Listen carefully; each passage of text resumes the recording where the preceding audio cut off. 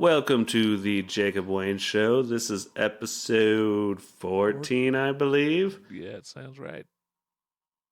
And with me, as always, is the splendiferous and supple Kellen Gibbons. How you doing today, buddy? Ooh, extra supple. Great. Spent the day traveling home. It's good to be home, not traveling anymore. So, yeah. The word supple is going to come up again later in the show, but how was your trip? Where'd you go? Went to Oklahoma City. Ah. And would you just kind of hanging out? Yeah, mostly just hanging. Went to the lake that's just outside of town and went to the OKC bombing memorial museum. Yeah, other than that, just hang out, watch stuff, listen to music. Nice. Whatnot. We talked about it a little bit before we started recording, and I was like, that was the bombing by Anton LaVey, right? Yeah. And then I realized that was the founder of the Church of Satan. He's a good dude. He wouldn't do that bullshit. But they're all, members of the Church of Satan with their phallic symbols. Yeah. Unfortunately, yeah. I could hear that being said, but no, yeah. For sure. But, so it's, what's his name again? I'm already forgetting it. Timothy McVeigh. That's it. McVeigh, not Levy. He's more Scottish or Irish than French or something. Yeah. Indeed. But yeah, amazing museum. Go see it if you get the chance. Cool. Will do. When's the sorry, not when. How was the flight? It was amazing. The travel right now is the best. I had empty. You get an empty, like you get the row to yourself, and plus the seats in front of me and behind me were empty, like completely. So I was as far away from people as like the grocery store. Everybody was masked. It was totally fine. The airports are empty, like just no lines anywhere. Yeah, Were you awesome. Running around licking a bunch of stuff? I had resisted the urge somehow, and yeah, I'm pretty sure it was like safer than going to the grocery store. So yeah, I hear it's pretty safe. Yeah. I don't know the details, but it does have me curious about maybe taking a flight back home to Utah and kind of around the Super Bowl time. Every Super Bowl for like the last 5 years I watched with my buddy Devin. Yeah. So I kind of want to keep that tradition up, but at the same time, I'm trying to respect all the nuances to this pandemic, and we hit the grim milestone of 3,000 deaths. I can't remember which day that was this week, but 3,000 deaths in one day. Oh, damn. It's pretty brutal. So it's definitely still going on. It's still the spiking. Yeah. But the FDA, I think, approved the use of the Pfizer vaccine. So let's just get ready to have 5G in our arms. Mm-hmm. And we won't be able to help it when our right hand clicks on buying Microsoft products. Yeah. I like how people think it would like hurt you in any way. That's all it's going to be if it's anything, and it's not anything. But if it were something, that's all it would be. Nanobots. Yeah. Sure. Okay. Sure, But for just saying things. Why not? yeah, say some words. But Yeah, come on, why not? if you come on out here, it is safe, but you are going to pay for it. You know, the tickets are pretty expensive, and Oh, they're expensive. I thought they would be cheap. no, they're actually quite a bit more. They're like, double what I'm used to paying for those trips, but you know, I thought they were cheap, so forget that. I'll just try to find a. get a ride. Yeah, we'll get a That's the ride way to over go. there. But yeah, and then the new Salt Lake Airport, they have the new terminal open. They're kind of piping people through that. It sucks. I Yeah. don't know if you've ever Okay. flown through St. Paul, but yeah, it's No. like that. You gotta. I literally think I walked a mile from the gate to where I got dropped off, and they're trying to screw over the off-site parking. The park and Mm-hmm. jet. You park in a parking lot, a couple of miles away, and they drop you off by bus. But now they make them drop you on the far end of the parking garage. So it's just ridiculous, man. It takes Wow. forever. Huh. Well, that's no fun. Well, here No, I was thinking that like all the tickets were cheap right now, but I guess yeah, they have to that make their money. that is with Delta, and they might be the only airline that's still keeping all the rows to yourself. So you could go on one of the other ones and have to sit next to somebody though. Yeah. Freedom Airlines. Yeah, We're still having Papa McCorns on this one. yeah, you can have nuts.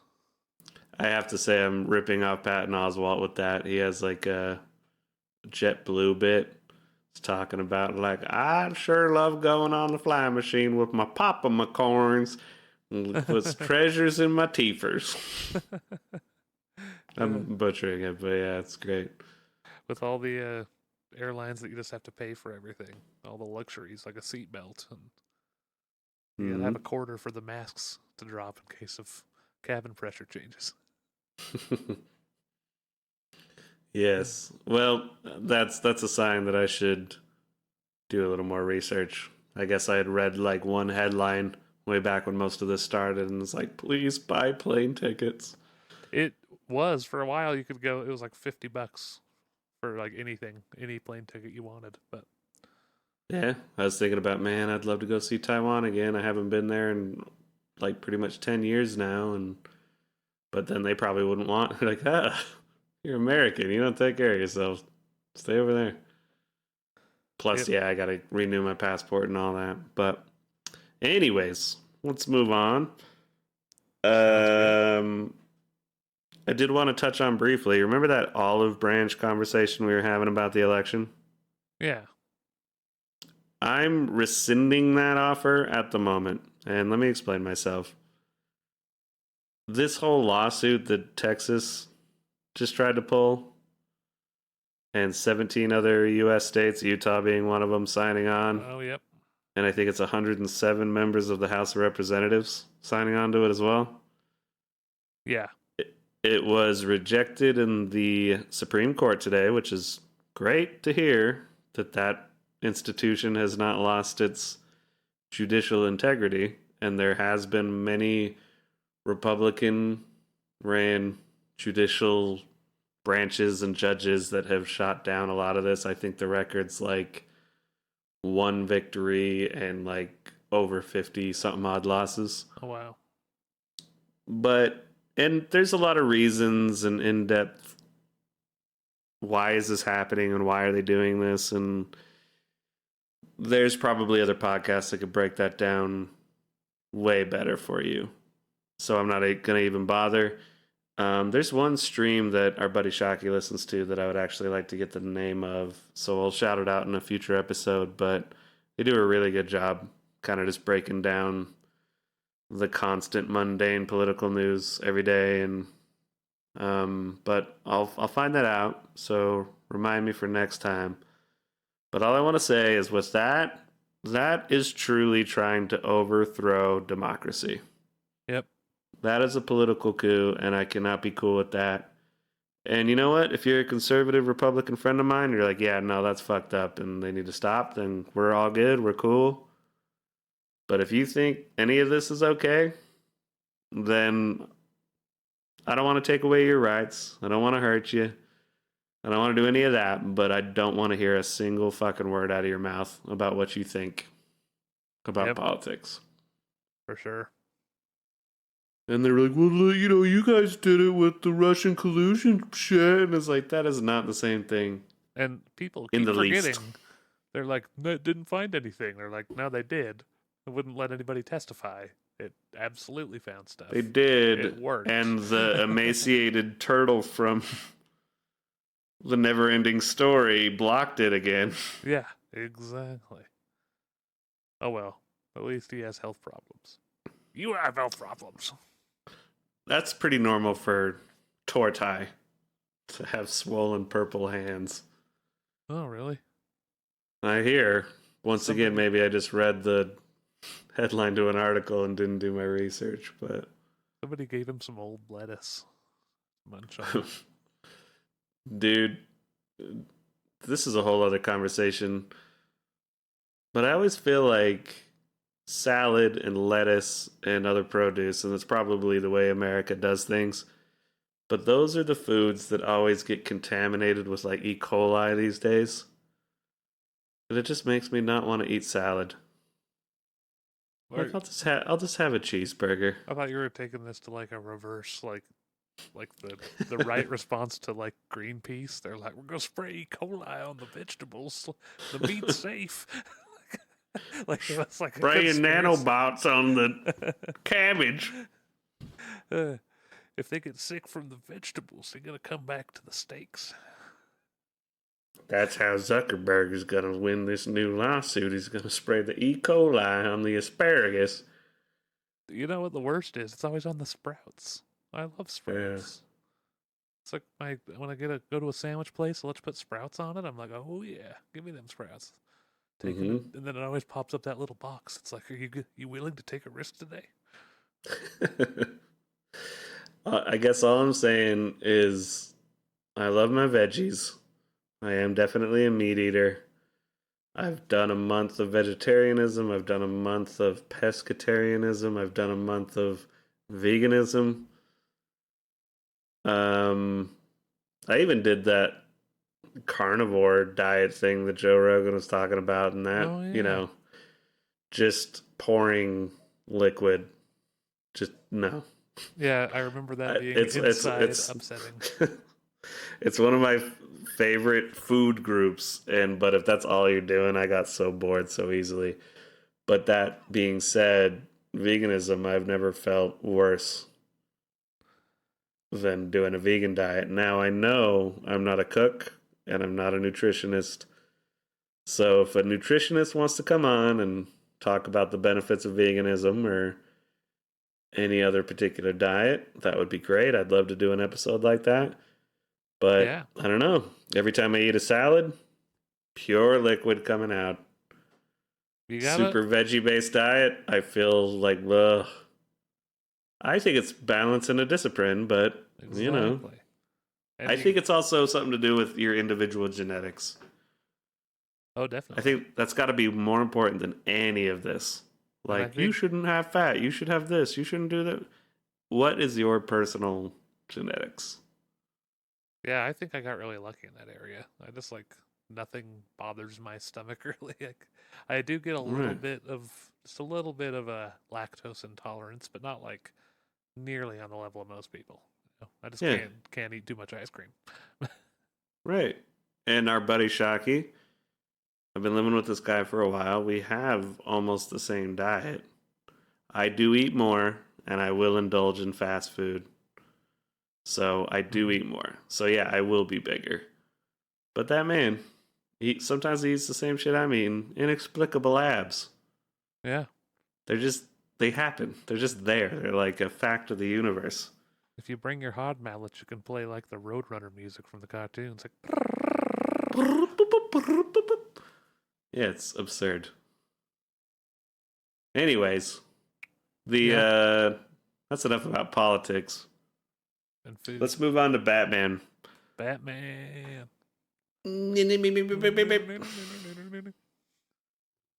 Um, when I found out you were going to Oklahoma, I was like, well, do I need to do a solo one and just like go on a Batman rant? And you're like, no, no, no, I'll be back on Friday, and it's like, all right, so we'll save it.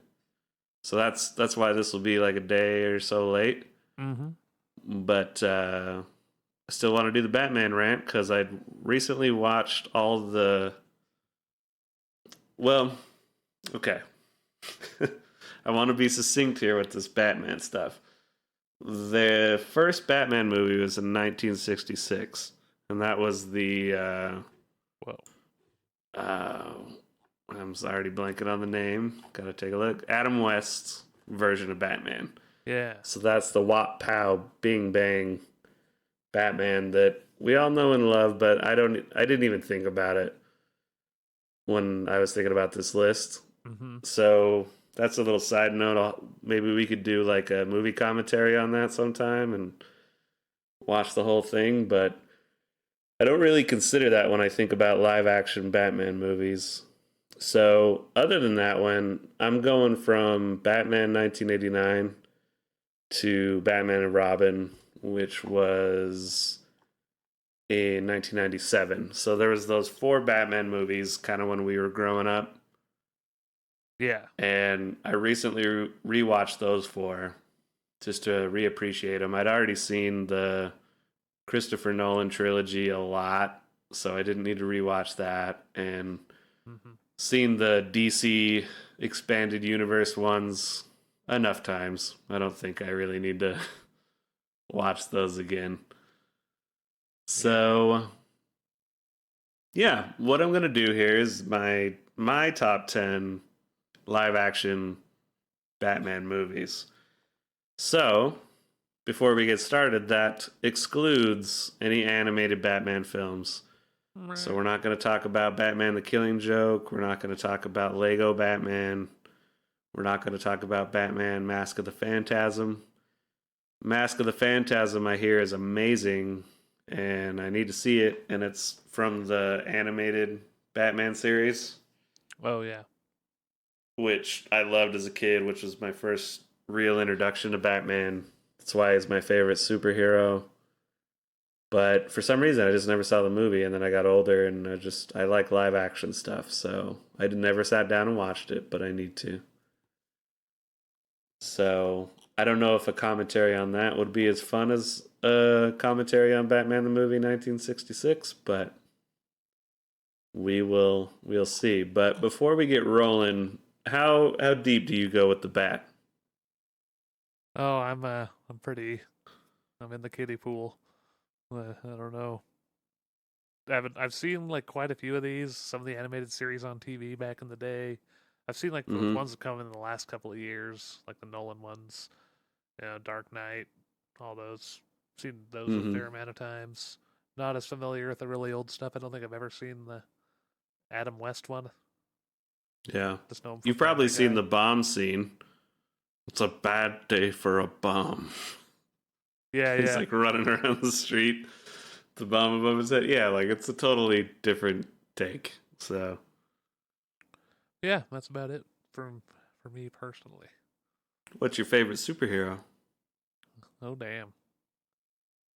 Did See, you even have one growing up, or I did you just pay attention to different stuff? I didn't really get into the superhero thing as much. Like the first thing I got into was like Transformers and Bionicle and stuff. That was more my Okay. thing. I didn't, you know, growing up, I remember thinking Batman was cool, and I thought Superman was cool.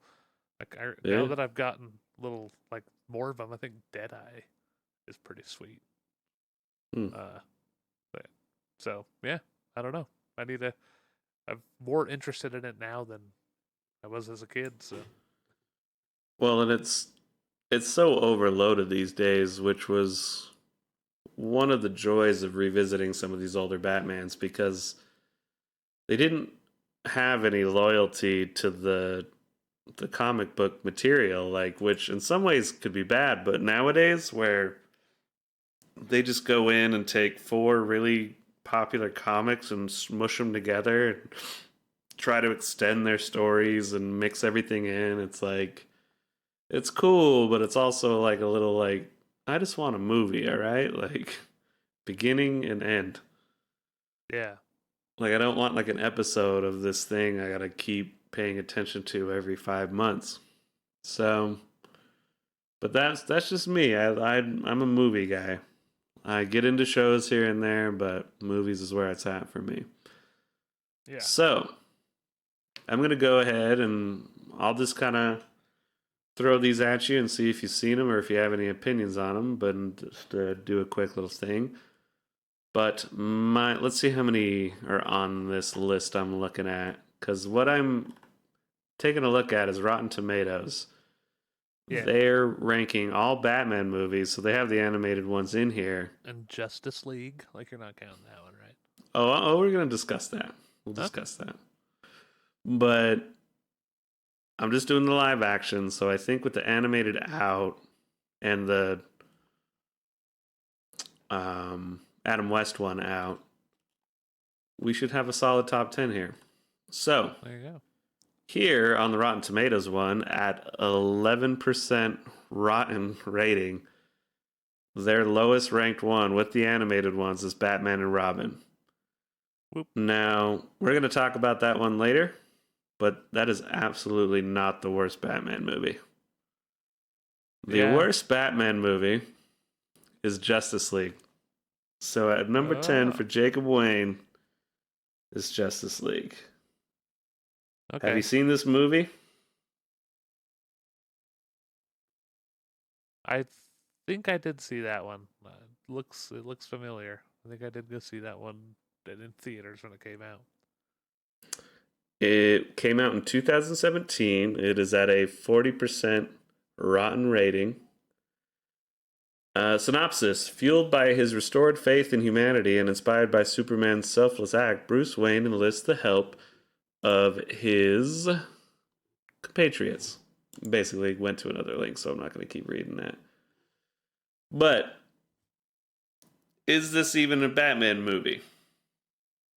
I am counting it because he is a member of the Justice League. This is live action, and he is the leader in this movie because Superman doesn't even really show up in it until the end. Spoilers. And I think Ben Affleck's Batman is actually done pretty well. But this is just a terrible movie. It's not so bad that it's fun. It's not. It's like too jokey in parts. It's too serious in other parts. It was convoluted. It was directed by Zack Snyder, but then the studio had issues with it. And basically the public response to Batman v Superman Dawn of Justice. And so they gave it off to the guy who did Avengers, and he did Buffy the Vampire Slayer, so it's totally mixing tones, and the bad guy was Steppenwolf, and that's why it's my least favorite, because he's a CGI abomination. Yeah. It's just terrible. There's no character. There's no acting. It's just vrsh, vrash, bing, bang, blah. So that movie's garbage to me. A lot of those movies been coming out exactly like, too serious in parts, too funny in other parts, and just no substance. Mm-hmm. Yeah, I definitely saw that movie. I'm pretty sure. It sounds very familiar. Yeah. All the douche chills came back, and you're like, oh god. I think I did see that. Just my brain has not tried to remember it. All right, so that kind of naturally leads into my number 9 being Batman v Superman: Dawn of Justice. I believe I also saw this one. Now, I actually think this one has more fun parts. And they had an interesting idea for Lex Luthor. They were going to take Lex Luthor, the bald real estate bad guy, and turn him into Mark Zuckerberg. And it's kind of an interesting take for the time. But I think the reason I dislike this more than anything is we should have gotten a Man of Steel 2 before we did any of that.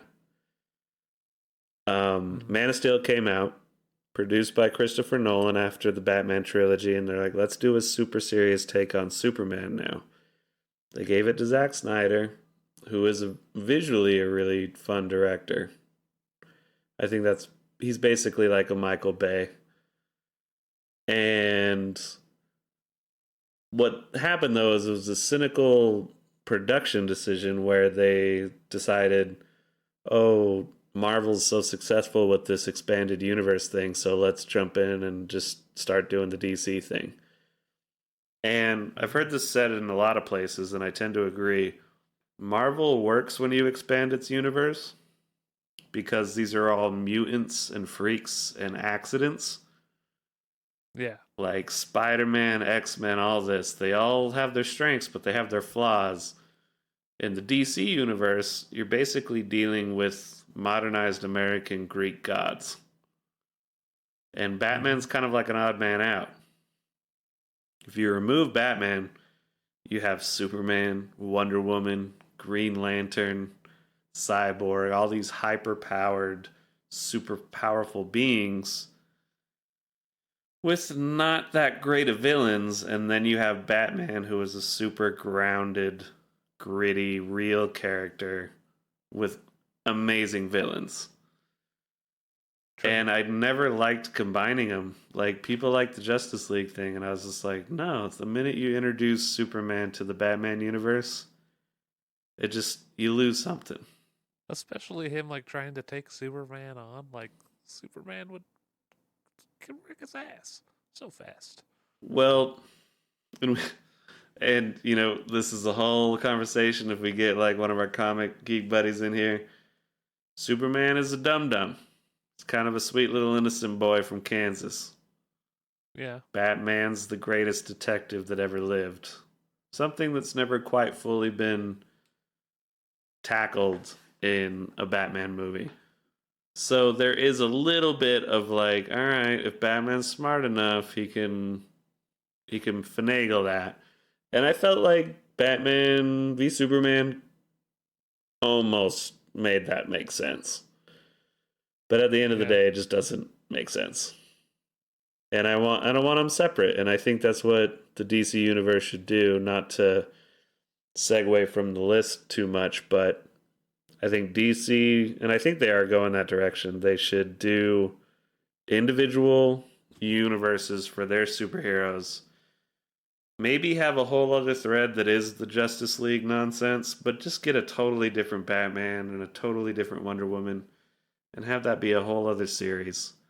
But when you're doing Batman movies, just make it Batman. If you're doing Flash movies, just make it the Flash. And be different from the Marvel thing. So then you can enjoy both. But I don't work in Hollywood, so what do I know? The Batman v Superman, though, it's a little more serious. It's not as goofy. The villain's kind of fun. It's a little easier to make fun of and enjoy in that way, like the Martha! Ridiculous shit like that. Yeah. But anyway, we'll move on. Those two are easily my least favorite. Word. There's a new Batman coming out called The Batman with the Twilight guy, who's actually was a pretty good actor. He was in The Lighthouse, and I was impressed. I was like, oh, okay. He actually can do his thing if given the right projects. So nice. They talk about trying to be a detective in that. And here's the hope that it's a blend of the fantastical elements of Batman and the serious parts of Batman. And I have high hopes, so hopefully they correct their ways a bit. But we got a whole new Batman on the way with this new DC thing, and maybe they correct it. But moving on, what would number 8 be? I gotta say, and this is where people listening, if they're super into Batman, send us your list. They might get mad. Uh-oh. Hot take coming. I'm going to put 1989 Batman at number 8. Oh. That's the one with Jack Nicholson as the Joker. It's Tim Burton's first Batman movie. really the first kind of serious Batman live action superhero movie. Yeah. And I think before this, like the only other things that come out was like Superman. And those are like totally different tone. And don't get me wrong, I love this movie. So And I think it's a better movie than Batman and Robin, but I'll explain that in a bit. Have you seen this one? I have not seen this one, but I did notice that you said like you do like this movie, and it seems like Rotten Tomatoes agrees.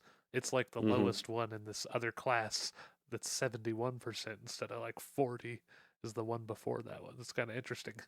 So Yeah, we're getting and up it's to like good. all the rest of them are good. It's just you have to rank them somehow. Well, and I'm gonna really have to justify myself on this because people will be pissed. Like, why? How the hell do you like Batman more than, or Batman and Robin more than Batman? And I'll get to it. But my main issue with this Batman is that it's the one I'm the least entertained by. Tim Burton isn't particularly confident in his directing. You don't have his extra Tim Burton-y style. I've never really dug Jack Nicholson's take on the Joker. I think he did a good job, but it's just not. It's just Jack Nicholson being Right. giggly. Like it doesn't come off like the Joker as I see him. And he got top billing over Batman. That's weird. Yeah. Well, it's Jack Nicholson, man. 1989. That guy is just like you put his name on something. Pretty okay. We're going. And it's like back in the day, yeah, that actor's name like was the draw. You're like, yeah, Batman, whatever. Yeah, it's that comic thing, right? Jack Nicholson's in it. Okay, let's go. There you go. So, and that is interesting because you'll see it again in Tim Burton's other movie, Batman Returns. But Tim Burton had an affinity for the villains, and I do think he did a good job. But at the end of the day, his Joker isn't really that much like the Joker in the comics. He did his own Tim Burton thing to it. So the thing with Batman and Batman Returns is they're Tim Burton movies first, and then they have Batman characters in it. Mm-hmm. So it's not very Batman-y. Yeah. I don't know. And it's that could be its whole other podcast is breaking those down. But next you have Batman and Robin at 7. And here's the reason I put that above Batman is I am thoroughly entertained by the wackadoo, crazy nonsense that this movie is. Nice. You have bat nipples, Arnold Schwarzenegger making ice puns. Like anytime he's on screen, even when he's dying, he can't help himself but make an ice pun. George Clooney is doing his weird, let me adjust my face 5 different ways to look attractive. I'm not even Bruce Wayne. I'm George Clooney in a bat outfit. He's having Poison Ivy's Uma Thurman, who was like riding the train from Pulp Fiction. Like people loved her, and she's just kind of doing her sexy little thing. And she has this poison ivy powder that she just like blows into people's faces, and it's like pheromones or something.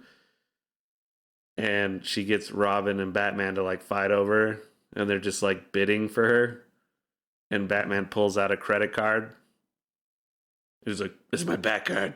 Never leave home without it." It actually doesn't have a bat voice. He's just like, "My bat card. I never leave home without it. I'm George Clooney." And it's a terrible, terrible movie. But if you got some buddies around, and you're like, "Let's do a drinking game," you should Fun. watch Batman and Robin. It's absurd. So that's what they're making fun of in Tropic Thunder when he's like making all the pun the action movie Ben Stiller's character. Somebody left the fridge open. Well, that Could be. it all makes sense. Well, and this is directed by Joel Schumacher, who is a very flamboyant gay man. And his take on it was, it's like, I thought we were doing kind of like the Adam West, like jokey zip zap zoom stuff. Like, Oh, so I was just going to make it really colorful and everybody's bombastic and overacting and zoom in on the nipples and the bat butt. And yeah, it's an insane movie, but it's very entertaining. And maybe I have a nostalgic soft spot because the soundtrack was like the fifth album I ever owned. oh, So even the terrible tracks on that soundtrack I love because I had to listen to it. I had 5 CDs. Clean my nice. room, I'd throw that CD on. And just I learned to like everything on it. And it's a good mix of stuff. It's like has R&B and techno and rock and it's totally 90s movie. Yeah, I want to watch it. Yeah, we should, man. That's a commentary movie for sure. So, we'll try to speed my way up through these. But after that, you have Batman Forever. Nice. Now, for the longest time, this was my favorite Batman movie. Oh yeah. Yeah, when I was younger, it hit me at the right time. Jim Carrey was huge. I love Batman, so this was just like even more action than the first two. Um, Two Face was and is my favorite Batman villain. Yeah. He's played by Tommy Lee Jones in this, and he does a terrible Two Face. But as a kid, I wasn't as picky. It was fun. I was like, I get to see my favorite villain. Nice. And so, Kiss from a Rose from Seal comes from this soundtrack. Oh shit. Yeah. And this is Joel Schumacher. And just like Tim Burton's first Batman movie, he's jumping into it. And he has to react to Batman more than he can do his own thing. And then it's popular. And then his next movie, Batman and Robin, he's like, all right, I'm just going to do my own thing now. And goes off the rails. Nice. Same thing happened with the Tim Burton one. He's not totally confident he makes Batman. It's more of a Batman film than a Tim Burton movie. It's wildly successful. Next one, it's way more of a Tim Burton movie. Mm-hmm. So, Batman Forever, man. Just Jim Carrey hams it up. That's not really the Riddler either. But the maniacal joy of being a villain and the camera shots and all of it. It's just a really fun movie. It's gone way down on my list, as you can tell, as I've gotten older, but it's another really fun movie to watch. And introduction of Robin, Val Kilmer's Batman, and he kind of is just being Val Kilmer. So for the longest time, it was just like, let's just get an actor and make him do what they do, and just put a bat suit on him. They didn't do a Yeah. bat voice. Like none of that. I was just like, all right, who's the sexy guy right now with a good chin? Get him. Val Kilmer's lost that chin since then. I think he's getting it back. He's working on it. But Batman Forever, yeah, 39% on Rotten Tomatoes. I forgot to say, Batman and Robin is 11%. Yeah. People don't like him, but So I I want to like watch those both of them. pieces of garbage way more than the first Batman or Justice League or Dawn of Justice. Word. So, number 5. What are we moving up to? This is where it gets a little rough. Hard pick. All these ones are rated like top 80%. Wait a minute. Maybe I miscalculated. Maybe it's the top 9. Oh yeah, there is one extra movie. Okay. Well, all right. We'll readjust as we go along. I gotta say, Dark Knight Rises. Word. Now, when that came out, that was the movie where there was the shooting in Colorado. Yeah, that's right. And a lot of people kind of forget because the guy called himself the Joker. They kind of forget the timeline and think it was during the Dark Knight. Mm-hmm. But no, it was when Dark Knight Rises premiered. He went in and did that terrible shit. Yep. And I remember I was already super hyped. I loved the new trilogy with Christopher Nolan and the super serious take and realistic take, as realistic as you can get. And I was like defiantly like, I am going to see this movie. Fuck you. I'm not scared of going to the movies because of some asshole. Yeah. So I went. I was like really happy and proud as a moviegoer for some fucking reason. Like, no, fuck you. You're not going to scare me. This is fucking America. Yeah. And I went and saw it. And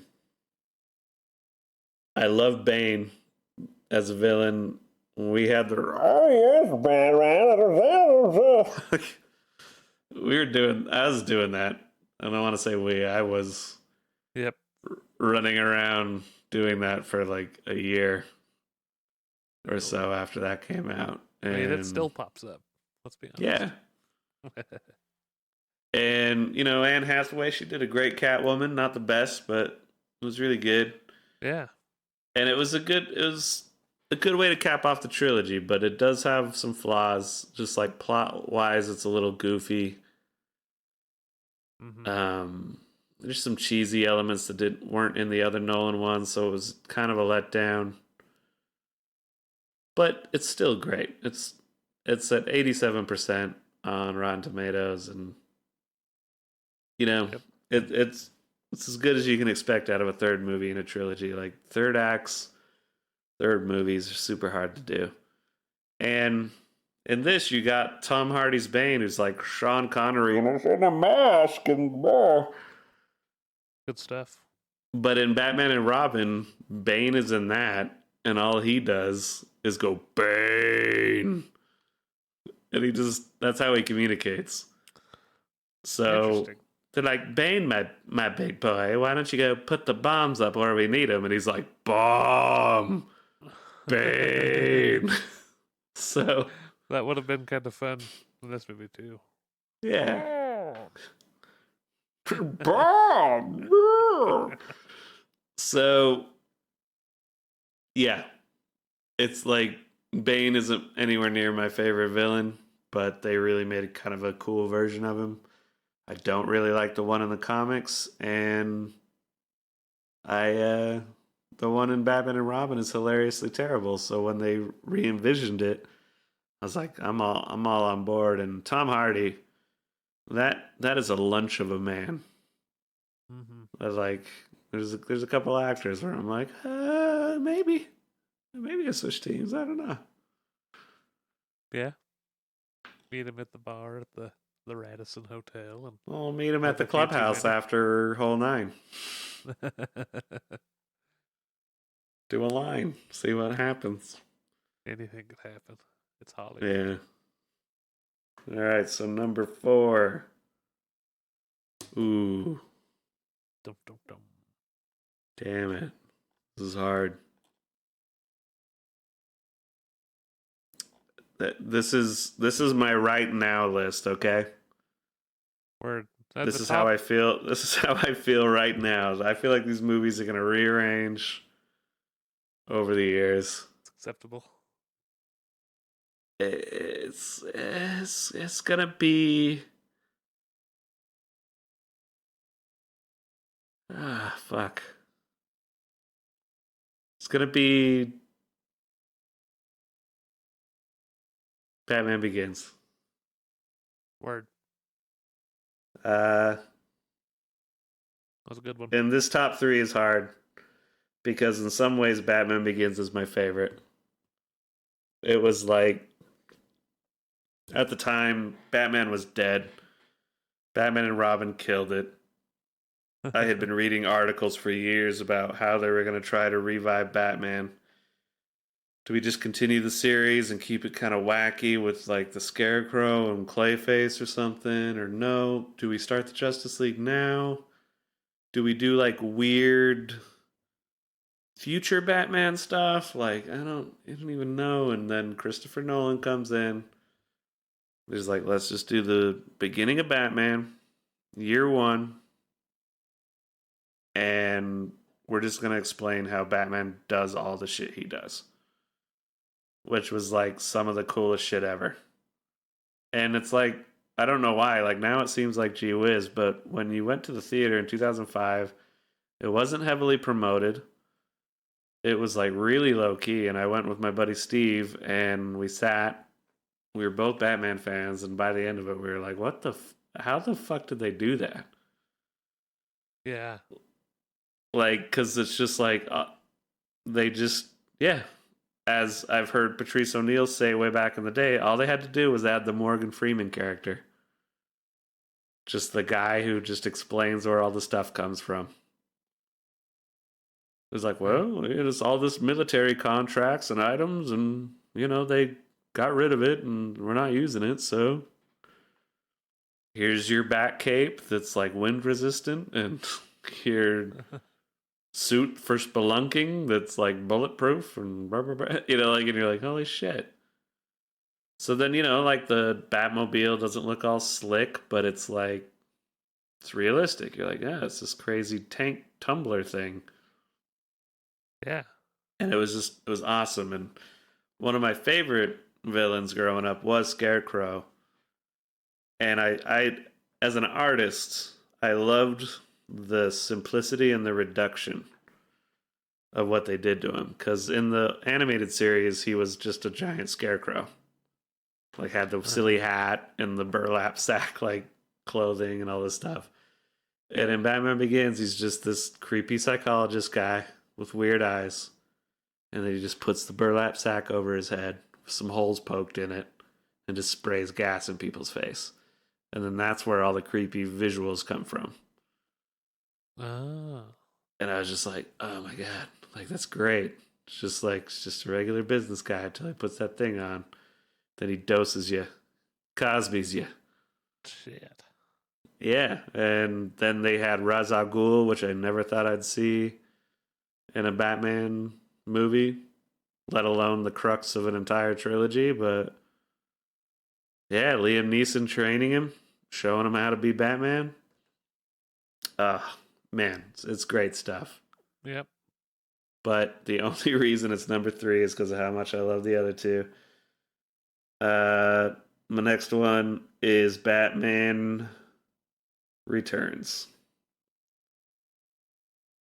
And this movie is incredible. It's not a very good Batman movie, but it has some great takes on Batman stuff. Danny DeVito is incredible as the Penguin. Michelle Pfeiffer is incredible as Catwoman. And it's like Tim Burton at his best. Like he did this right after Edward Scissorhands. Oh. It has Christopher Walken in it as Max Schreck. So he's like just a businessman. I don't think he even exists in the comics, and he's like the villain. Oh, wow. And it's like, oh, Christopher Walken, gonna take the power back from. It's just like it's absurd. So the biggest gripe a lot of people have with it is that Batman kind of takes a back seat in this movie, Mm-hmm. and he just kind of moves around in between learning about all these villains and stuff. But it's basically like a weird Tim Burton political thriller where Danny DeVito's running as the mayor of Gotham, and they're just doing all this propaganda and tricks to like get him elected, and Batman's like, I don't trust him. It's just like it's great stuff. And the score is incredible. It's one of my favorite like Danny Elfman scores. Oh, shit. And yeah, they completely get the villains wrong. Danny DeVito's Penguin is not like the Penguin in the comics. He's like this gross mutant thing, and Michelle Pfeiffer's she becomes Catwoman because she gets thrown out a window, and a bunch of cats come running out and like biting and licking her fingers, and they give her 9 lives. It's not how Catwoman works. And I should Like, have 9 lives then. yeah, it's just fuck. Like, get scratched, get one more. Like, sweet. But as far as atmosphere and set design and artistry and vibe, it's like the best, and I fucking love it. Nice. Now, to wrap it all up, So I guess this is my top 9 list. At number 1 is The Dark Knight. I don't think a lot of people would be surprised by that. And all I will say is it's only number 1 because of Heath Ledger as the Joker. Yep. Like, that motherfucker killed it. That was a good Like, movie. and I remember I did the whole thing that a lot of people did when they're like, Heath Ledger's gonna be the Joker in the new Batman movie. Everybody's like, what? The guy from Knight's Tale? Like, Yeah. 10 Things I Hate About You? I'd seen him in Monsters Ball and he was a little like awkward in that. Just like, okay, yeah, he did Brokeback Mountain. That was kind of dramatic, but like the Joker, like I don't get it. But the Batman Begins was good. I'll still see it. And then he passed away. And I'll admit, I selfishly, when I found out he passed away, I was like, did he finish his filming for The Dark Knight? I was like, that's really sad. Did he finish his part? Like, yeah, he finished it. Right? And I was like, okay. So it doesn't delay my Batman movie, but poor guy. Because I didn't know. A lot of us didn't know. We're just like, he's just some actor. That's too bad. It's really sad. Then we planned it all out. It was my first trip to Colorado. We had a Ween concert and then The Dark Knight the next day. So we were going to drive down to Colorado, go see Ween, next day go see The Dark Knight.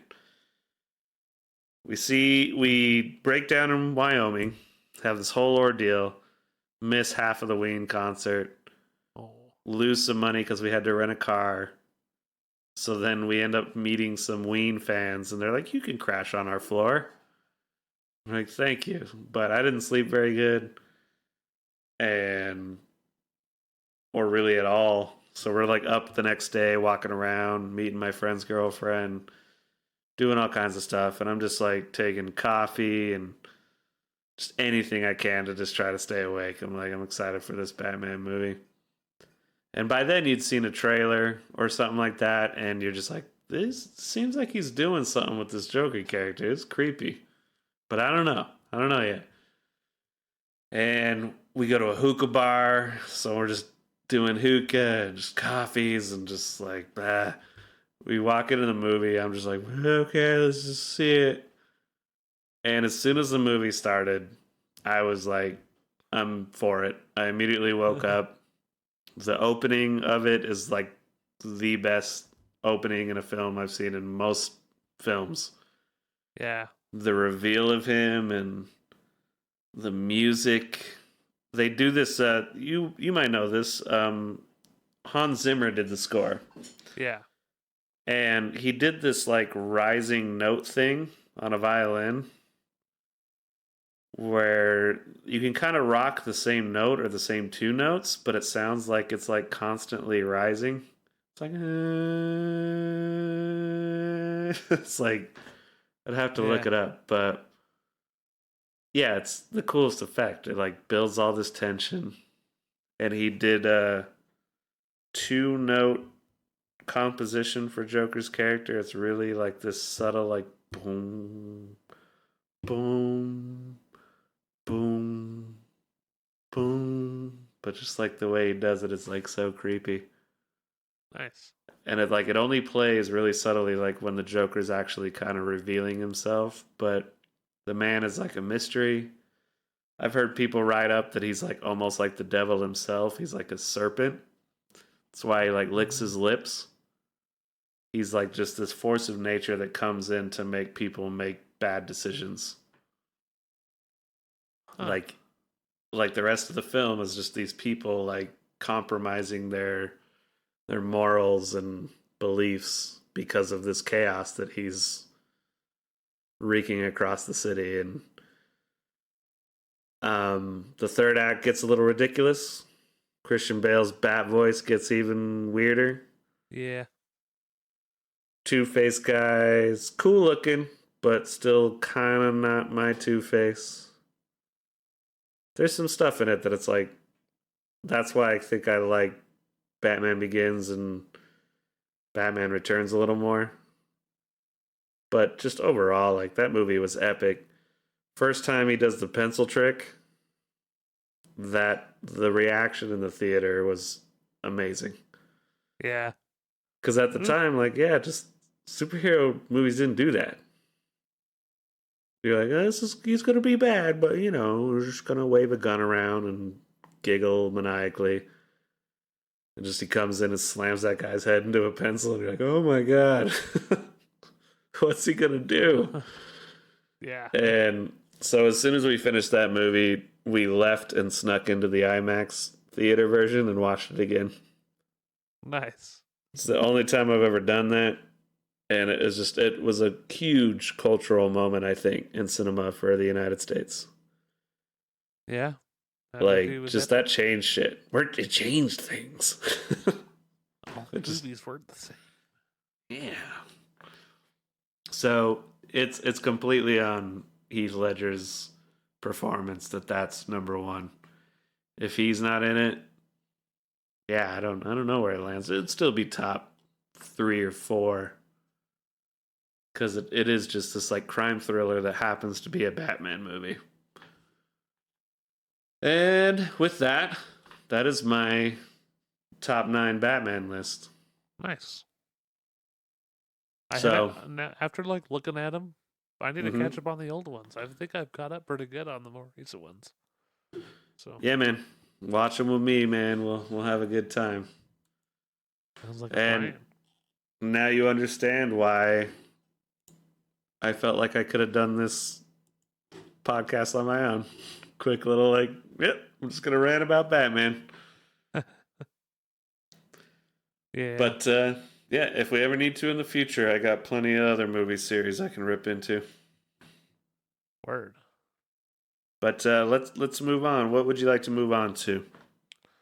I don't know. You feeling time for the advice, or just want to go straight to weird news? Let's do an advice one. Why not? This one's kind of interesting. Okay.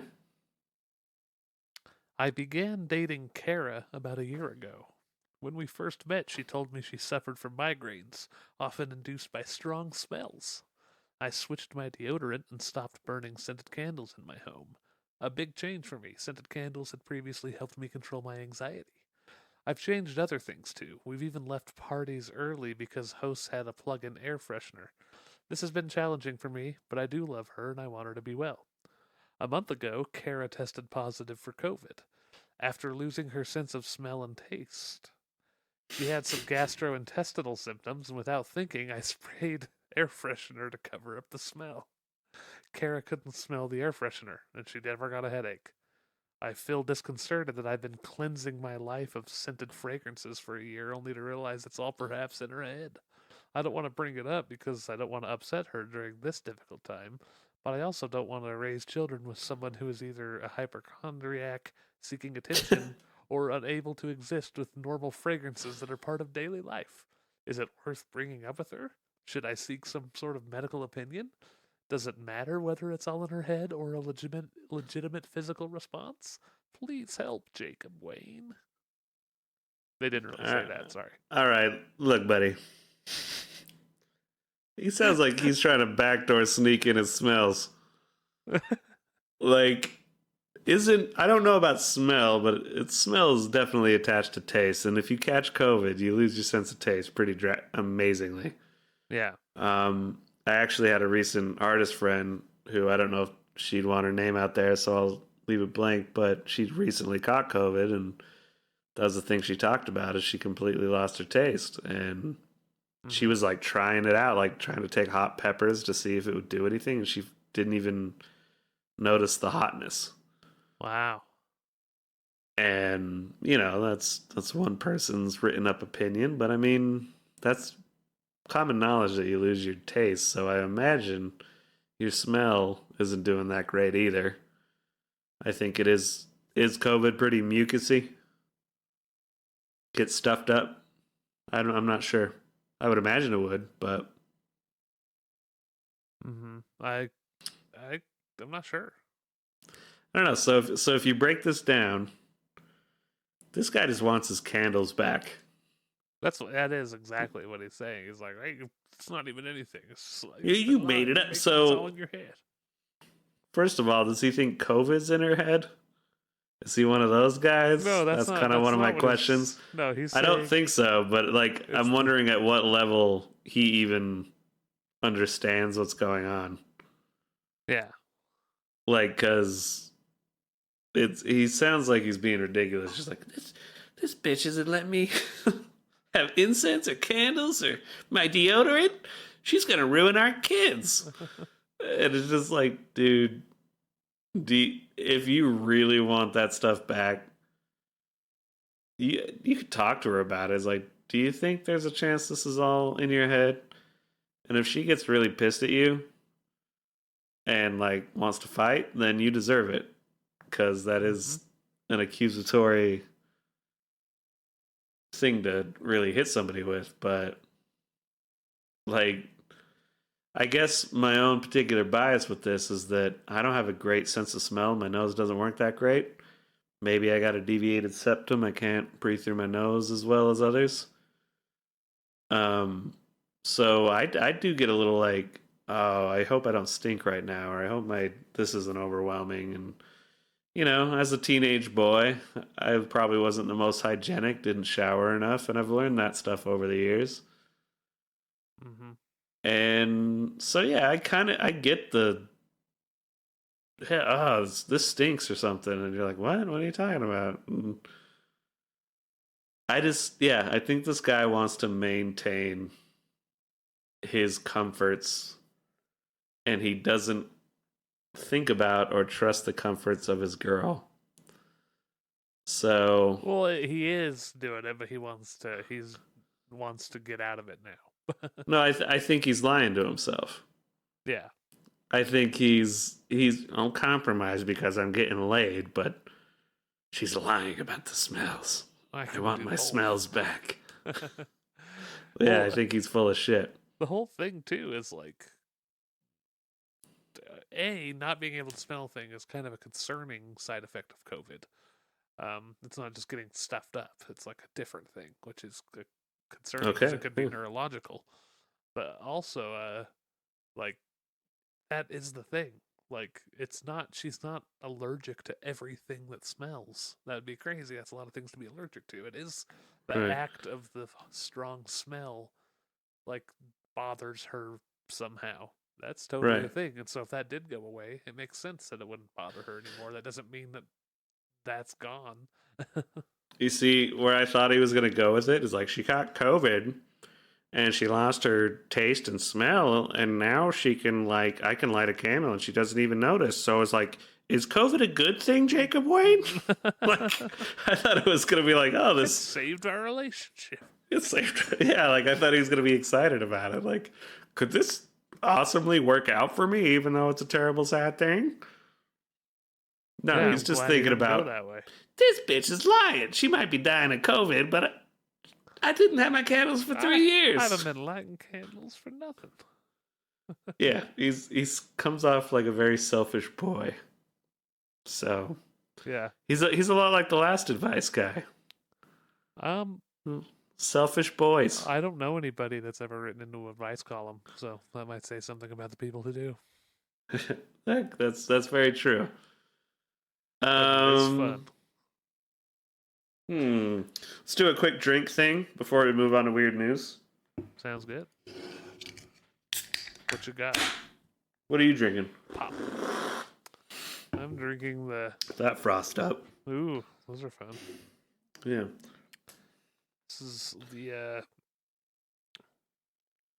2020 barley wine from Uinta Brewing, and it was a collaboration with Ketos Brewing, and it is so good. It's the best one I've ever had.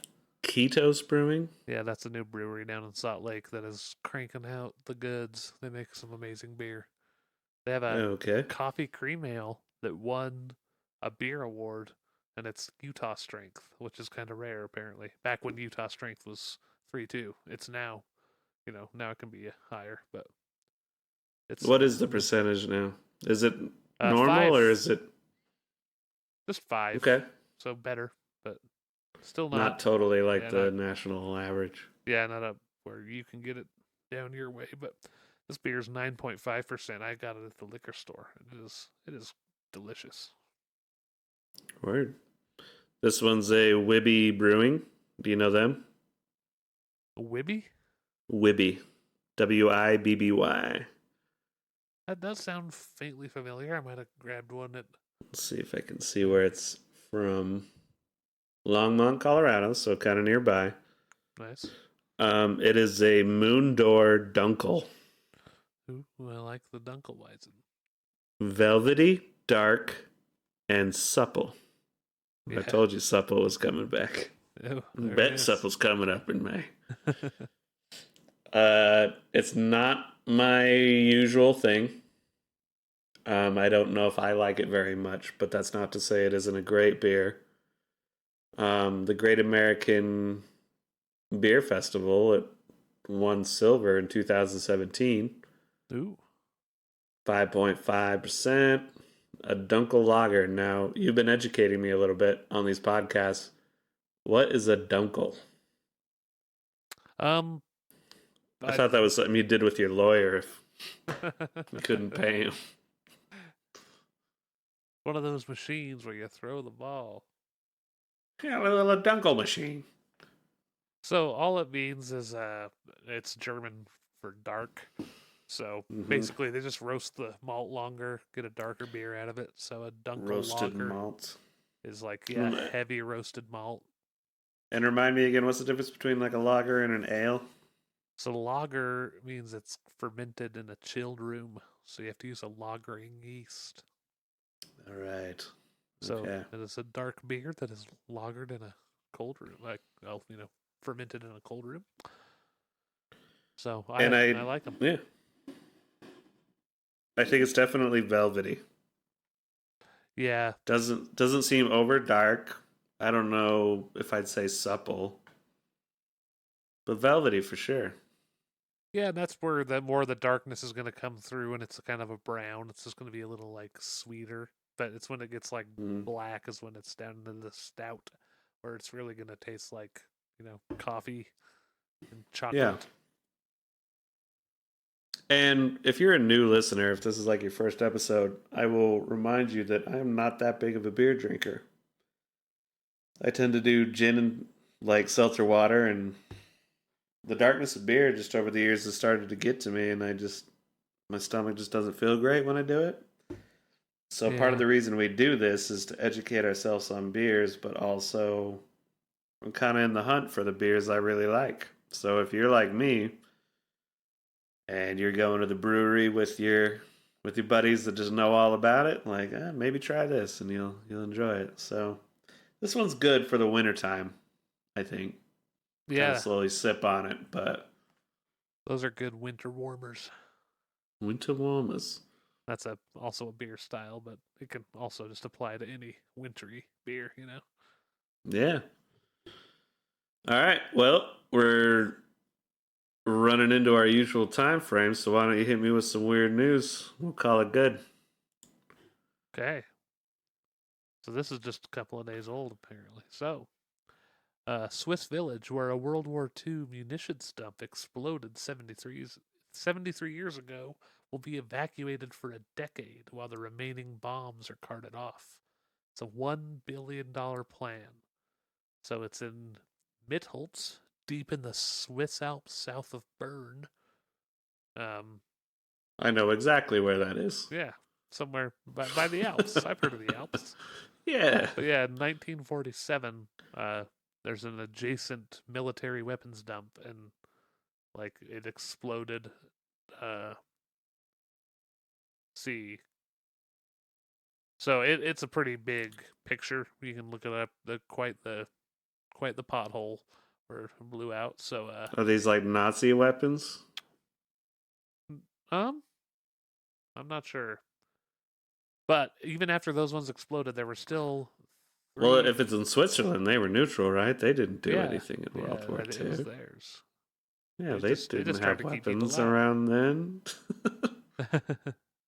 So they still had 3,500 tons of bombs, mines, and hand grenades So, yeah, and the aging stockpile has been declared unstable. So, they're going to have Yeah.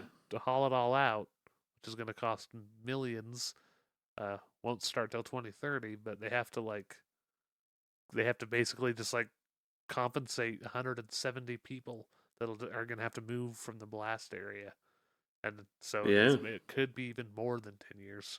It's like, we do want you to come back, but you got to leave for like at least 10 years. Can't imagine any nuclear armament is in there. It's probably No, just it's all just grenades and other stuff. Yeah. landmines. Any of Landmines that? and Yeah. missiles. Yeah. So, Wow. yeah. Do you think guys wheel in there like with a wheelbarrow and just get paid a lot and like if it No. goes off, man. Sorry. We're paying you good. Go real slow now. Yeah, I'm it's going to like want being an oil rig worker. It's about as to. safe, right?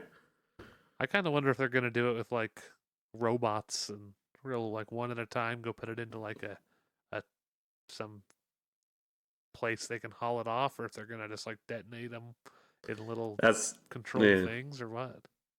That's why it's gonna take 10 years. We got little robots going in there with their little robot legs, picking up a grenade. Like, is this a fruit? Bleep bloop. It's like, no. Damn it! It's taking forever. I have found the package for you. Launch. Like, god damn it, Johnny Five. Yeah, that's. I don't know if they paid me enough. Like, I would love that actually. Almost, and that can't. I'm not the type of person to get like obsessive about where I live. There's definitely places I love, and I'd rather live than other places. But if somebody's like, "We're gonna pay you this much to just relocate for 10 years," you can come back. It's just gonna be a while. Oh yeah. I'm like, all right. Give me I that was like, money. I'll just go do some city living for 10 years, get real sick of it, and then come back Yeah. or something. I don't know, but I mean, part of me it's wonders like, better than. Go ahead. Sorry. oh, if they're gonna like get everybody to get out of there, why don't they just toss a match in there? If they're gonna get everybody out of the way, just blow it all up again. Mm-hmm. Seems easier, and then they could come back in like a year. Yeah, just blow it up at once and let it all settle. You'll be back in 2 years. Yeah. I don't know. And then we could film it. It'd be a good YouTube video. Yeah. But, I mean, and we can find the article, and not to upset the CCP in China, but it's better than that, where they just relocated 1 million people to build a hydro dam. Like, everybody move. Leave now. And I'm sure they compensated them a little bit. Like, I'm sure it's not just completely nefarious, but it is like, oh, this old city that's been here for a while. Sorry, we need power. Sorry, not sorry. Get out of here. Yeah. Go to move to the city. That's where we need you to live, anyways. Yep. Anyway, that was kind of a bummer tone to end on, but Batman. Yeah, mostly Batman. Yeah, I think we're gonna have to call this the Batman episode. Put it in the title, maybe. Indeed. We talked about it. Good chunk. Well, next time we'll have a music top 10 to talk about. Yay. I didn't even get to talk to you about Cuban sandwiches. Oh yeah, we'll have sandwiches and music to talk about. I like Lovely. talking about sandwiches. Those sandwiches are some of the best things ever. Indeed. All right. But with that is the conclusion of episode 14. Woo. This is Jacob Wine signing off. We'll see you next time on the big 555. Bye-bye. Bye-bye. Thank you for listening to The Jacob Wayne Show. If you would like to contact us, please write us at fakkoshka@gmail.com. That is FAKOSHKA@gmail.com. You can find us on Spotify, iTunes, and YouTube. Simply search The Jacob Wayne Show and it should pop right up. Make sure you like and subscribe and leave a review and share this podcast with your friends. Please write us. It helps add content to the show and makes the show even better for you, the listener. Thanks for tuning in.